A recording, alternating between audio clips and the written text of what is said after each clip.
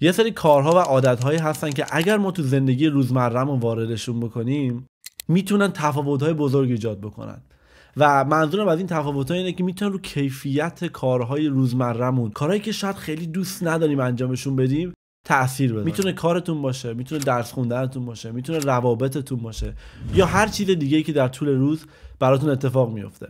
پروفسور هیوبرمن استاد دانشگاه استنفورد درباره چند تا از این عادت‌ها صحبت کرده که من سعی کردم تو زندگیم پیادهشون بکنم و نتیجهش رو هم دیدم و خواستم اینجا تو این ویدیو باهاتون به اشتراک بذارم. بیاید از اول صبح شروع بکنیم. اولین کاری که وقتی بیدار میشید انجام میدید چیه؟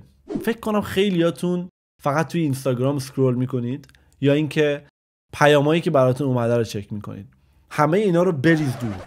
اولین کاری که وقتی صبح شد میخوای انجام بدی و از خواب بیدار میشی اینه که از تخت بزنی بیرون و برای 10 تا 15 دقیقه بری بیرون و پیاده روی کنی. با همین یک کار ساده تو 2 تا پیام رو به مغزت میفرستی. وقتی راه میری جریان خون بدنت افزایش پیدا میکنه و این اولین پیام بیدار شدن تو به مغزه که آقا روز شده و وقتشه بیدار بشی. دومیش اینه که نور خورشید حتی اگر جایی هستید که ابریه به صورتتون و به چشماتون میخوره. توی چشمای شما نورون‌های وجود دارن که وقتی این اتفاق میفته مجددا سیگنالش رو به مغز میفرستن که آقا صبح شده، روز شده، تو باید بیدار شی و باید فوکس کنی و باید تمرکز کنی. با این کار شما یه شوک به مغزتون وارد میکنید که از اون حالت خواب‌آلودگی در بیاد. دومین کاری که پیاده‌اش کردم اینه که یه لیوان بزرگ، خیلی بزرگ، آب با یه نصف قاشق نمک دریایی رو قاطی میکنید و این رو میخورید. شما وقتی میخوابید به مدت 8 ساعت، 9 ساعت، 10 ساعت هر چقدر که هست شما هیچ آبی به بدنتون نمیرسه و بدنتون واقعا تشنه است.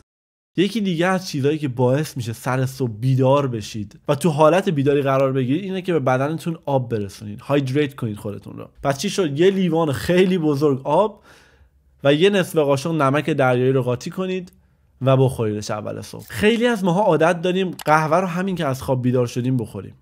یعنی اصلا برام مهم نیستش که چقدر از بیدار شدنمون گذشته. من بیدار شدم به قهوه صبح هم نیاز دارم وگرنه اصلا من نمیتونم کار بکنم. اصلا مغزم روشن نمیشه. شما باید قهوه خوردنتون رو 90 تا 120 دقیقه یعنی 1 ساعت و نیم تا 2 ساعت بعد از بیدار شدنتون عقب بندازید.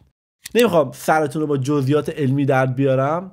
خیلی ساده بخوام بهتون بگم اینه که وقتی این کارو میکنید دیگه ظهر یا بعد از ظهر بدنتون کرش نمیکنه. یعنی مجددا به حالت خیلی خسته نمیره، ضعف نمیکنید، بی انرژی نمیشید. یه جورایی بالانس رو رعایت میکنه، این تعادلی که نیاز دارید تو انرژی رو رعایت میکنه. پس لطفاً قهوه‌تون رو همین که از خواب بیدار شدید نخورید. 1 ساعت و نیم تا 2 ساعت بندازینش عقب. من عاشق سومیم. یعنی این یک کار باعث شدش که زندگی من کلا عوض بشه، بدنم تغییر بکنه، کیفیت پوستم، انرژیم، همه چیم تحت تاثیر قرار گرفت و اونم چیزی نیست جز فستینگ اصولی. من هم مثل استاد هیوبرمن اولین وعده غذاییم رو ساعت 11 تا 11 و نیم صبح میخورم و دلیلش هم اینه وقتی شما به بدنتون یک مقدار گشنگی میدید آدرنالین و اپینفرینتون میره بالا. حالا اینا باعث میشه که شما تمرکزتون بره بالا. خیلی ساده بخوام براتون مثال بزنم، وقتی که غذا میخورید و یک حجم غذای زیادی رو وارد بدنتون میکنید مقدار خون زیادی وارد روده هاتون میشه که بتونه به هضم غذا کمک بکنه.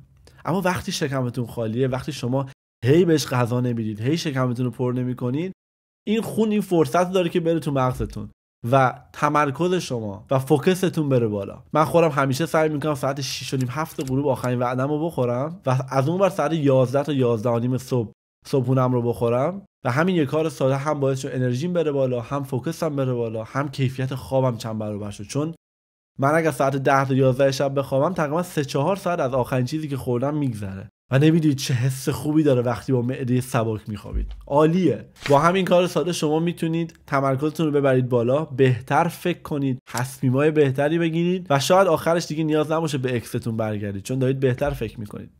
این یکی درباره محیط کارتونه. خیلی از ما آدم‌ها با توجه به دنیایی که داریم توش زندگی می‌کنیم کلی از تایم روزانه‌مون رو پشت میز نشستیم و یه مانیتور جلومونه 8 ساعت در روز باید باهاش کار بکنیم یا شاید هم حتی بیشتر. یکی از تکنیکایی که گفت باید استفاده بکنیم اینه. میگه شما وقتی به مانیتور به حالت پایین از خودتون نگاه می‌کنید، یعنی یه جوری که مانیتور انگار پایین‌تر از سطح صورتتون و چشمتونه، این رو سیستم عصبیتون تاثیر میذاره و تمرکزتون رو به مرور زمان میاره پایین. راهکاری که پیشنهاد داده بود این بود که شما مانیتور رو یا دقیقاً روبروی صورتتون یا یه مقدار بالاتر از چشماتون قرار بدید و این در مرور زمان باعث میشه که شما بهتر موضوعات رو به مغزتون پیگیری بکنید و خسته نشید از نگاه کردن.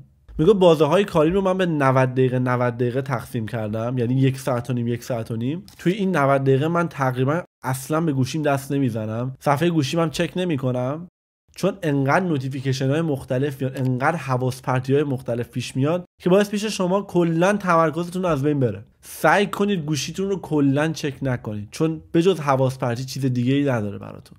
بعد از این 90 دقیقه بهتون گفتم به بخشای 1 ساعت و نیم 1 ساعت و نیم تقسیم کرده ساعت کاریشو.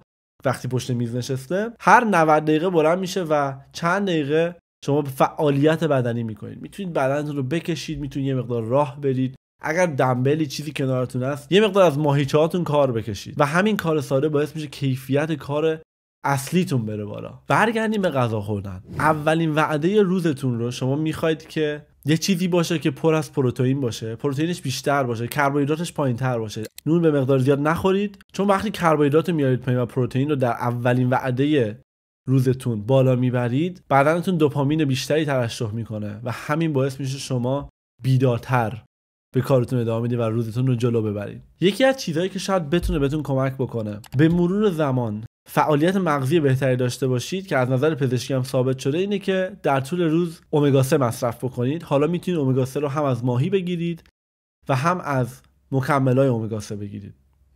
تقریبا میشه گفت ثابت شده که ضد افسردگیه، یعنی کاری که با مغزتون و بدنتون میکنه عین داروهای ضد افسردگیه و همینقدر میتونه تاثیر مثبت داشته باشه در طول زمان.